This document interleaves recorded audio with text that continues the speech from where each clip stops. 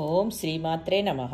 ఈరోజు సౌందర్యలహరిలోని 73, 74 శ్లోకాల భావములు తెలుసుకుందాము. మొట్టమొదటగా 73వ శ్లోకం. అమూతే వక్షోజావమృత రసమాణిక్య కుతుపౌ సనందే హస్పందో నగపతి పతాకే మనసినః పిబంతౌ తౌ యస్మాధ విదిత వధూ సంగరసికౌ కుమారావద్యాపి ద్విరదవదన క్రౌజ్జదలనౌ. దీని యొక్క భావము: ఓ జగజ్జనని, నీ స్తన్యములు అమృత ఋషులు కనుకనే వినాయక కుమారస్వాములిరువురు ఆ అమృతం త్రాగుట వలన ఎప్పుడూ కుమారులుగానే ఉన్నారు. సహజ సిద్ధమైన యవ్వన వార్ధక్యములు లేక వారు బాలురుగానే లోకములో పూజింపబడుతున్నారు. నాభ్యాల వాల రోమాలి లతాఫల కుచద్వయి అని లలితానామాలలో దేవి స్తనద్వయమును వర్ణించెను. నాభిస్థానము మణిపూరకము, రోమాలి సుగుమాన్న మార్గము కుచములు, అనామిక స్థానము అశ్వాసకోశ స్థానము, ఇలపింగల నాడీ మార్గము, మైలురాళ్ళు కుచము, అనామకము, ద్వాదశ కమలము, అంతర్మాతృకాన్యాసమునకు కుచద్వయము సంకేతము. అనాహత స్థానమైన కుచములు సాధకులకు కుండలిని సిద్ధికి మార్గము. ఇది రహస్యమైన సాధనము. ఈ యంత్రమును బంగారు రేకుపై వ్రాసి 8 రోజులు దీక్షతో షోడశోపచారములతో పూజించి దానితో పాటు పుత్రద్వయముతో పాటు పార్వతీదేవిని సహస్రనామములతో పూజించాలి. పూజానంతర బీజాక్షరీయుతంగా పై మంత్రాన్ని రోజుకు 1000 సార్లు జపించాలి. ఈ మంత్రంపై బీజాక్షరాన్ని నీటిపై రాస్తూ జపం చెయ్యాలి.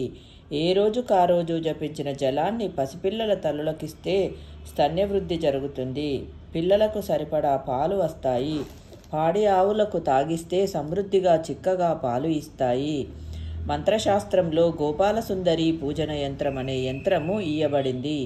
ఆ యంత్రమును రాగిరేకుపై వ్రాసి ప్రతిరోజు ధూపదీప నైవేద్యములతో పూజించి దానితో పాటు గోపికా సహిత శ్రీకృష్ణుడిని పూజించి క్షీరసాగర మధ్యలో కల్పవృక్ష మధ్య శోభాయమానమగు రత్నమండపంలో లక్ష్మీ సహిత గోపాలుడున్నట్లుగా ధ్యానం చెయ్యాలి.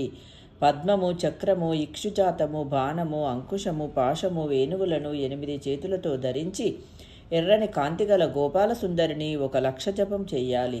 1,00,000లో 10వ వంతు హోమము కూడా చెయ్యాలి. ఇలా చేసిన సాధకుని చేతితో ఇచ్చిన నీరు గాని పాలు గాని స్తన్యవృద్ధిని చేస్తాయి. ఇప్పుడు 74వ శ్లోకం.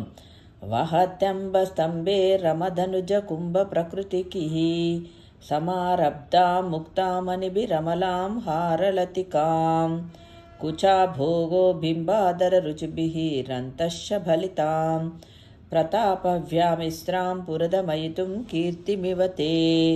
ఓ తల్లి, నీ మెడలోని ముత్యాలహారము మణిదోషములు లేక స్వచ్ఛముగా ఉన్నవి. నీ ఎర్ర అధరముల కాంతి ఆ ముత్యములలో ప్రతిఫలించి చిత్రవర్ణముగా చేయబడినవి. ఈశ్వరునికి గల పరాక్రమములతో కూడిన కీర్తి వలె ఆ హారము ప్రకాశించుచున్నది. కీర్తికి తెలుపు, ప్రతాపమునకు ఎరుపు సంకేతములు కదా.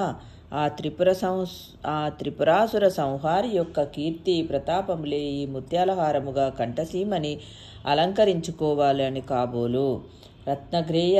రత్నగ్రేవేయ చింతాకలోల ముక్తాఫలాన్విత అనే లలితానామాలలో దేవి మెడలో రత్నములతో ముత్యములతో కూడిన చింతాకు పతకమున ఆభరణము ధరించినట్లు వర్ణించాడు.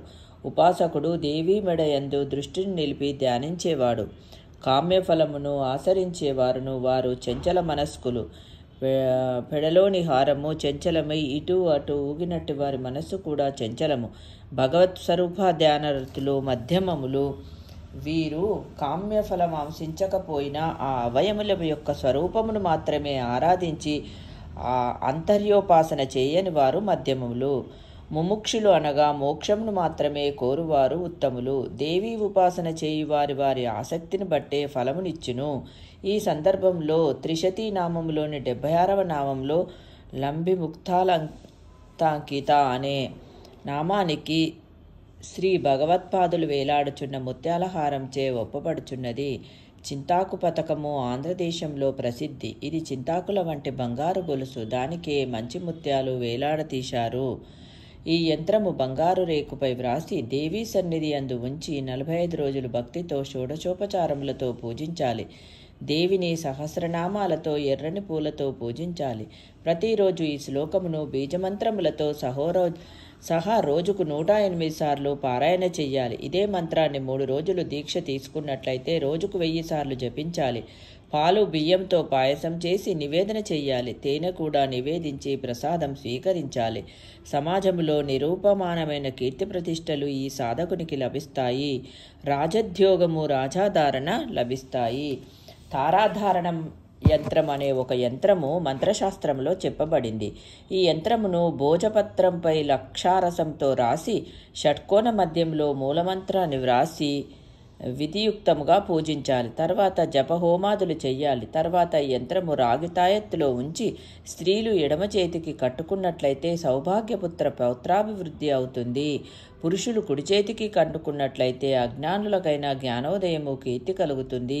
పూర్వము గౌతమాది మహర్షులు, రాజర్షులు ఈ యంత్రాధారణ చేసి సఫలత పొందారు. శ్రీ తారాదేవి ఆరాధన వల్ల రాజసన్మానము, కీర్తి, ఆయురారోగ్యములు కలుగును. రహస్యమైన ఈ యంత్రంతో సమానమైన యంత్రము కలియుగంలో మరి ఒకటి లేదు. కాళీతార, మహావిద్య, షోడశి, భువనేశ్వరి, భైరవ, చిన్న మస్తాచ విద్యా ధూమ వతీతథా బగలా సిద్ధ విద్యా చ మాతంగి కమలాల్మిక ఏతాదశ మహావిద్య సిద్ధ విద్య ప్రకీర్తత కనుకనే జగన్మాత సిద్ధేశ్వరి సిద్ధ విద్య సిద్ధమాత ఆగుట చేతనే యశస్వినిగా పేర్కొంది. అనగా విశేషమైన కీర్తి లభించింది.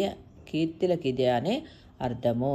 ఓం శ్రీమాత్రే నమః. రేపటి వీడియోలో మరికొన్ని శ్లోకములతో మళ్ళీ కలుస్తాం.